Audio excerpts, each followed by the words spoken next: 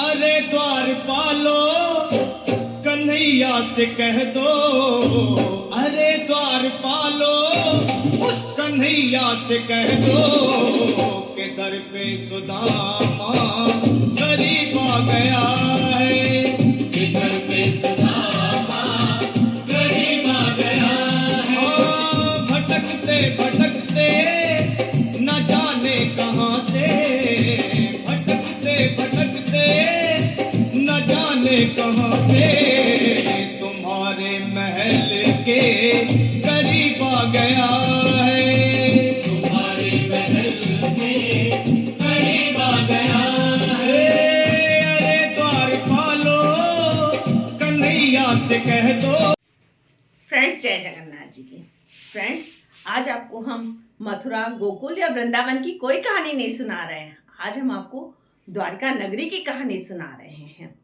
जब श्री कृष्ण अपनी सारी लीलाओं को से बड़े होकर शादी के बाद द्वारका नगरी में रहने लगे, वहीं की एक कहानी है। वहाँ पे एक दिन दुर्वासा ऋषि अपने 2 शिष्यों के साथ भ्रमण के लिए निकले हुए थे और भ्रमण करते करते वो द्वारका नगरी में जा पहुँचे। द्वारका नगरी में जब जा पहुँचे तो उनको लगा, यार ये तो कृष्ण भगवान रहते हैं, यहाँ पे हमें श्री कृष्ण से मिलना चाहिए। और उन्होंने अपने दोनों शिष्यों से कहा, जाओ महल में जाओ, श्री कृष्ण को संदेशा दो कि तुमसे दुर्वासा ऋषि मिलना चाहते हैं। और वो दोनों शिष्य महल पर गए, श्री कृष्ण को प्रणाम करके कहा कि आपसे दुर्वासा ऋषि मिलना चाहते हैं। तो श्री कृष्ण ने कहा, अरे वो ऋषिवर हैं कहाँ, बताओ तो। बोले वो महल से थोड़ी दूर पे रुके हुए हैं। तो अब श्री कृष्ण दौड़े दौड़े गए कि अरे नहीं, ऋषिवर मुझसे मिलना चाहते हैं। और पहुंचे तो उन्होंने कहा ऋषिवर को प्रणाम करके, अरे ऋषिवर आप यहाँ पे क्यों ठहरे हुए, आपको महल में चलिए, आपका महल में मावा भगत करेंगे, आप वहीं पे विश्राम करिएगा। तो ऋषिवर ने कहा कि मेरी एक शर्त है। बोले क्या शर्त है? बोले तुम ऐसा करो, अपनी पत्नी के साथ रथ को जब घसीटोगे तभी मैं रथ में बैठकर महल तक चलूंगा। तो श्री कृष्ण ने कहा, अरे कोई बात नहीं, हम अपनी पत्नी को लिवा के लाते हैं। जब महल में पहुंचे, रुक्मणी से बोले, रुक्मणी आज हम तुमसे एक काम करवाना चाहते हैं। तो रुक्मणी ने कहा, अरे स्वामी बताएं तो क्या काम है, मैं आपके हर काम को करने के लिए तैयार हूँ। तो बोले कि मेरे एक महल के दूर पे एक दुर्वासा ऋषि ठहरे हुए हैं, मैं उन्होंने कहा है कि जब तक हम दोनों एक रथ को घसीटेंगे उसी पर हम बैठकर आएंगे और हमें और तुम्हें उस रथ को घसीटना पड़ेगा। तो बोली, अरे तो क्या हुआ स्वामी, आपके सम्मान के लिए हम कुछ भी कर सकते हैं। और वो दोनों खुशी खुशी वहाँ पे गए जहाँ पे ऋषि ठहरे हुए थे। और श्री कृष्ण और रुक्मणी जी ने बड़े आदर सहित ऋषि को बैठाला और उन दोनों शिष्यों को बैठाल के रस्से से रथ को खींचना शुरू किया और महल पर ले आया।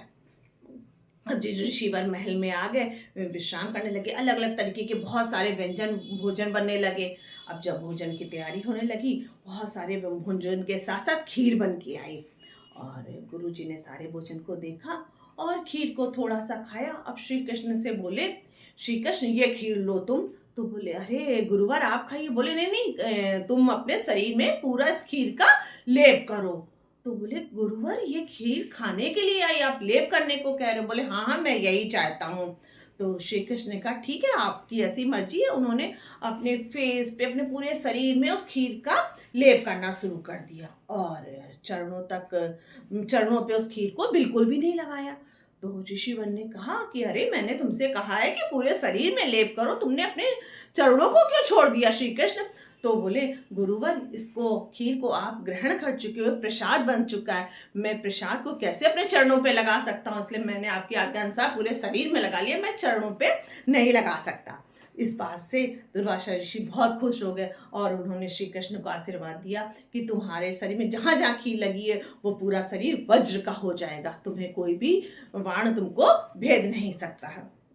और यही हुआ कि महाभारत के युद्ध में इतने अस्त्र चले मगर किसी भी तरीके से श्री कृष्ण भगवान को कोई भी आकर नहीं लगा और वो हमेशा मतलब स्वस्थ रहे। और इसके आगे की कथा मैं आपको फिर कभी सुनाएंगे कि उनको कैसे बाण लगा था और कहाँ पर लगा था। फ्रेंड्स, ये आपको कहानी कैसी लगी हमें फ्रेंड्स कमेंट्स बॉक्स में जरूर बताइएगा। और रोज की तरीके बोलो फ्रेंड, जय जगन्नाथ जी की।